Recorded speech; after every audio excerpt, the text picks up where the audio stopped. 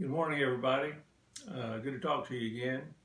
You know, everybody wants to look the best they can, at least on occasion. I remember hearing the story about this one old boy that was pretty ugly, and he went to a plastic surgeon to get some help. Plastic surgeon says, "Well, I'll do what I can." So he worked and he worked and he worked and he worked and finally did all he could, but he still decided he was so ugly, still ugly as a dog. So before he finished, he added him a tail, just in case. I remember my college days, back in our courting days, me and Miss Vicky and, well, there were a couple other girls I dated from time to time. Not before before I met her. Got to be careful there, don't I? Sometimes we would borrow shirts. This guys, we'd borrow a shirt from another guy, and I've known one guy borrowed a sport coat from me one time.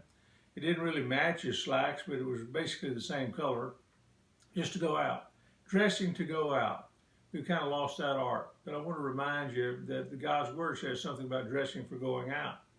And the book of Psalms 105, verse 37 reads like this.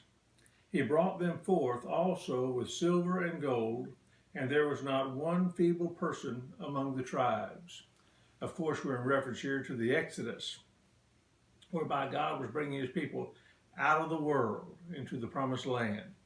Before they went, though, God had instructed them to go to the Egyptians, which were they referred to as their neighbors, and ask for clothing, and ask for jewelry, and ask for jewels, and they did.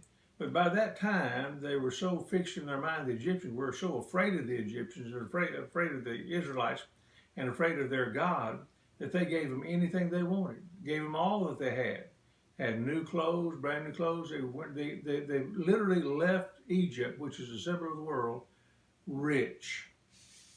Brand new clothes and loaded with money and jewels and gold and silver. When they exited to the promised land, they exited rich. Reminds us of what God has promised for us when we exit this old world as well.